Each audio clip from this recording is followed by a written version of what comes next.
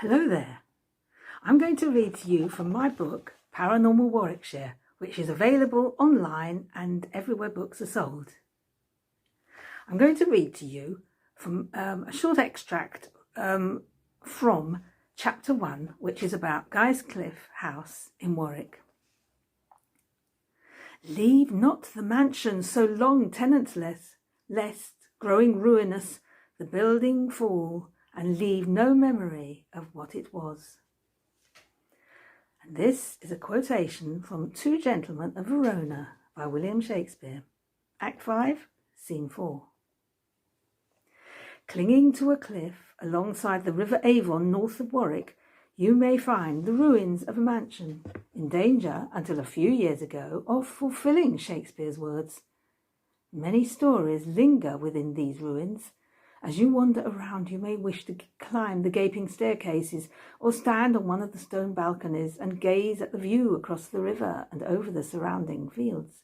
Or imagine you see a shadowy figure flit past an empty window frame. Adrian King is the present custodian of Guy's Cliffe. He says, "Years ago, my father shared a story with me, which first drew me to this estate.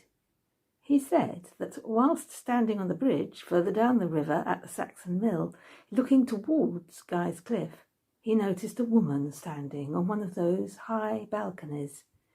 It seemed to him that she had a green aura around her. Then, to his horror, she threw herself off the balcony down onto the ground." This story piqued Adrian's interest, and he began to research the history of Guy's Cliffe. Years later, he was appointed custodian there. The known story of the estate spanned 10 centuries. Well before any structures existed on the site, ancient Celtic people and later Christian hermits were attracted to the caves by the mystical qualities of the location. 16th century historians described the area as an idyllic glade with many clear springs above a steep rock full of caves, washed at the bottom by a crystal river. Adrian says that water has a strong influence on the place.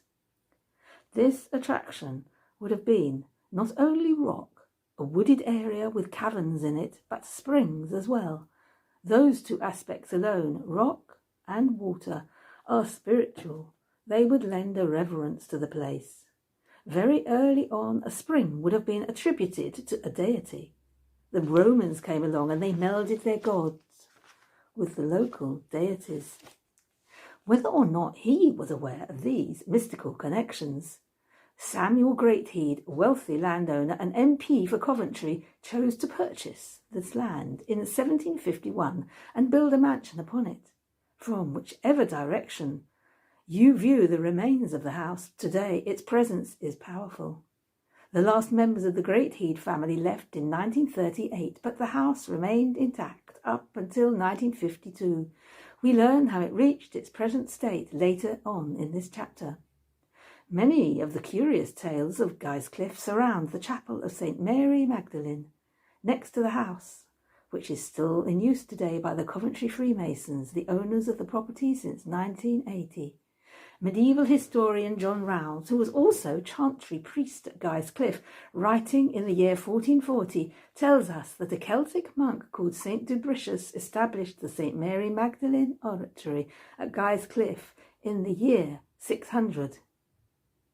Several strange anecdotes emerged from the chapel. One early evening, Adrian and 2 companions sat there and saw a lightning bolt shoot across the floor. He reports, too, that following the installation of a fire alarm, 2 electricians had returned there to do a repair, and they reported hearing footsteps on the upper floor, footsteps that sounded as they were tramping over a hard wooden floor, but every floor in the chapel is carpeted. There are many more stories at Guy's Cliffe. I hope you enjoyed these. It was just a taster.